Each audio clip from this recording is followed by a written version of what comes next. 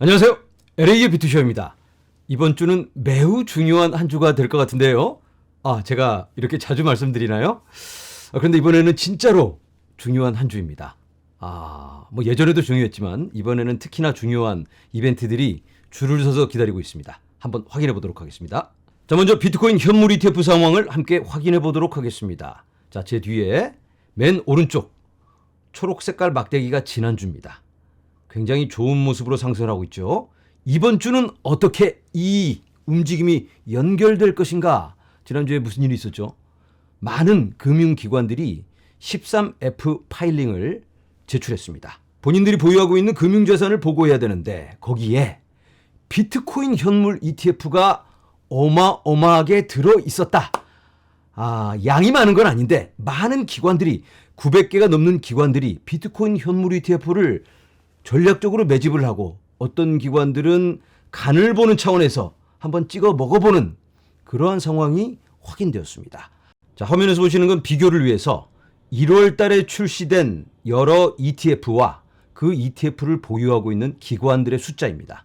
보시는 것처럼 비트B, 비트YG의 현물 ETF, 피델리티, 블랙록의 아이비트, 아크인베스트의 아크비, 이 4개의 비트코인 현물 ETF에 투자하고 있는 기관들이 압도적으로 이렇게 높습니다. 같은 기간에 출시되었던 다른 ETF들은 굉장히 저조하죠. 그런데 이게 정상입니다. 10개의 기관만 투자를 해도 관심이 많다, 대박이다 이렇게 평가를 할 수 있는데 비트코인 ETF는 유독 이렇게나 예상을 뛰어넘는 초대박 결과를 보여주고 있습니다. 자, 비트코인 현물 ETF에 많은 자금이 몰렸다 하면서 우리가 추이를 확인하고 그레이스케일에서 또 유출을 했네 하면서 스트레스를 받기도 하고 있었습니다. 그런데 확인해 보니까 전체 유입된 물량에 기관들이 투자하고 있는 건 7% 정도밖에 되지 않습니다. 대부분은 개인 투자자들이 아직까지는 투자하고 있다. 기관들, 900개가 넘는 기관들이 지금 발을 디뎌놓고 있는데 간을 보기도 하고, 그런데 이런 기관들 뒤에는 어마어마한 막대한 자금이 기다리고 있습니다. 그래서 우리가 희망을 갖고 이 상황을 지켜보고 있는 겁니다. 자, 이제는 블랙록의 IBT에 투자하고 있는 대표 투자기관을 살펴보도록 하겠습니다. 첫 번째는 밀레니엄 매니지먼트. 8억 4,400만 달러를 투자하고 있고요. 이건 3월 31일 기준입니다. 지금은 더 많아졌을 수도 있고요. 2위는 스콘펠드 스트래티직 어드바이저. 2억 4,800만 달러. 그리고 다음은 위스콘신주의 투자 보드입니다. 연금 펀드를 투자하고 있는데요. 9,900만 달러. 매우 작은 규모입니다. 그런데도 가능성을 제시하고 있죠. 자, 이제는 이더리움 소식을 한번 살펴보도록 하겠습니다. 이더리움 현물 ETF가 다음 주에 결정이 납니다. 승인 여부가 결정이 나는데 어떻게 될까요? 거절될 확률이 매우 높습니다. 도박사들의 예상을 보면 11%가 승인이 될 거다라는데 돈을 걸고 있습니다. 도박사들이 이 정도로 기울었다면 아마 어렵겠다라고 이 상황을 바라보는 게 현실적이겠다 이런 생각이 들긴 하는데 코인베이스는 좀 다른 생각을 갖고 있습니다. 코인베이스는 시장이 지금 너무 이 가능성을 낮게 저평가하고 있다. 본질적인 접근을 해본다면 시장이 예상하는 것보다는 훨씬 더 가능성이 높을 수 있다. 이런 얘기를 코인베이스가 하고 있습니다. 본인들은 30% 정도 승인 가능성을 점치고 있는데 그건 조금 과한 희망이 아닌가라는 생각이 들긴 합니다. 근데 우리가 그걸 정확히 알 수는 없습니다. 일단 시장은 10% 정도 그 미만으로 예측을 하고 있습니다. 그리고 그런 예측이 이더리움 가격에 벌써 반영이 되어 가고 있는 그런 상황이고, 그래서 만약에 거절이 된다면 어떻게 될까요? 벌써 다 알고 있던, 예상하고 있었던 그런 결과니까 시장이 잠깐 충격은 받을 수 있겠지만 뭐 크게 그것 때문에 떡락하거나 하지는 않을 것 같은데, 그런데 만약에 승인이 나버리면 이건 뭐 예외적인 상황이기 때문에 떡상을 할 수 있다. 이렇게 볼 수 있을 것 같습니다. 자, 이제는 인공지능 동맹 3총사를 살펴봅니다. 싱귤러리티넷, 패치 AI, 그리고 오션 프로토콜이 합병을 하게 됩니다. 코인을 하나로 합쳐서 거대 슈퍼 AI 프로젝트를 만들게 되는데 규모가 75억 달러 시총이 됩니다. 세 개의 코인의 시총을 다 합쳤더니 이렇게 되는 겁니다. 새로운 코인 ASI의 공식 출시는 5월 24일로 예정되어 있습니다. 거래소에서는 아마 자동으로 변환을 해줄 것 같고 개인 지갑에 가지고 계신 분들은 이걸 수합하는 그런 방법이 나올 텐데 정보가 나오는 대로 제가 공유를 하도록 하겠습니다. 자, 그리고 AI 코인의 운명을 결정할 수 있는 그런 중요한 발표가 5월 22일에 있습니다. 엔비디아의 실적 발표인데요. 5월 22일 미국 시간으로 장 마감 후 실적 발표가 있을 텐데 이 결과에 따라서 AI 코인들은 어마어마하게 움직일 수 있기 때문에 AI 코인에 투자하시는 분들은 마음의 준비를 단단히 하시기 바랍니다. 자, 이제는 밈 코인에 대해서 얘기를 좀 해보도록 하겠습니다. 이번 주는 밈 코인에게도 매우 중요한 한 주가 될 것 같은데 도대체 무슨 일일까? 지난주에 게임스탑이라는 주식에 큰 움직임이 있었습니다. 갑자기 무슨 일이었죠? 화면에 보이는 이 남자의 이름은 키스 쥘이라는 사람인데요. 닉네임이 로링 키티입니다. 2020년 8월에 이 사람이 게임스탑 주식이 저평가돼 있다. 그런 자료를 막 내놓고 공개하면서 사람들이 거기에 동참하면서 어마어마한 움직임으로 연결되었습니다. 그러면서 밈 주식들까지 막 펌핑을 하면서 공매도 세력들을 혼내줬던 그런 기억이 있습니다. 그리고 이런 움직임을 주도하면서 함께하던 사람들이 다른 아이템을 찾다가 그리고 결국은 밈 코인으로 시선을 돌렸죠. 그리고 도지코인 말고도 또 다른 움직임으로 조금씩 연결되다가 결국에는 쉬바, 멍멍 이런 움직임까지 일으켰던 그런 기억을 우리가 갖고 있습니다. 그런데 이 사람이 2021년에 활동을 딱 그만두고 아무 활동도 하지 않고 종적을 감췄습니다. 그런데 지난주에 갑자기 이 사람이 이런 트윗을 올립니다. 3년 동안 아무 활동이 없었던 트위터 계정에서 이 그림이 달랑 하나 올라옵니다. 사람들이 흥분을 했죠. 이거 뭐야? 기대에 앉아있던 사람이 갑자기 앞으로 시선을 꽂으면서 뭔가를 합니다. 이 로링 키티의 컴백이다. 로링 키티의 귀환. 이제부터 뭔가 움직임이 있나 보다 하면서 3일 만에 팔로워 숫자가 거의 3배 가까이 올라가 버렸습니다. 그러면서 게임스탑 주식이 떡상을 했습니다. 그런데 그 다음날 또 그 다음날 계속해서 하락을 했습니다. 왜 하락을 했을까? 직접적인 원인은 게임스탑에서 가격이 올라가니까 아싸 하고 주식을 매도한 게 표면적으로 보여주는 이유인데 더 정확한 이유는 공매도 세력이 짓누르고 있습니다. 이거 너무 과하게 쐈는데? 그러면 고점에서 매도를 치면, 숏을 치면 가격이 떨어지면 수익을 보니까 공매도 세력이 찍어 누르고 있습니다. 거의 가격이 도로 빠져버린 상황인데 개인 투자자들이 포기하지 않고 모이고 있습니다. 여기저기 커뮤니티에서 동참한다. 이번에도 이 공매도 세력을 좀 혼내주자 하면서 이 규모가 커지고 있는데 이제 잠시 후면 미국장 열면 그 결과가 나타날 것 같습니다. 이 움직임이 어디로 갈 것인가? 공매도 세력들이 또 연대해서 개미들을 그냥 불어서 그냥 후 하고 흩어버릴 것인가? 아니면 개미들이 이번에도 합쳐서 쏴 올릴 것인가?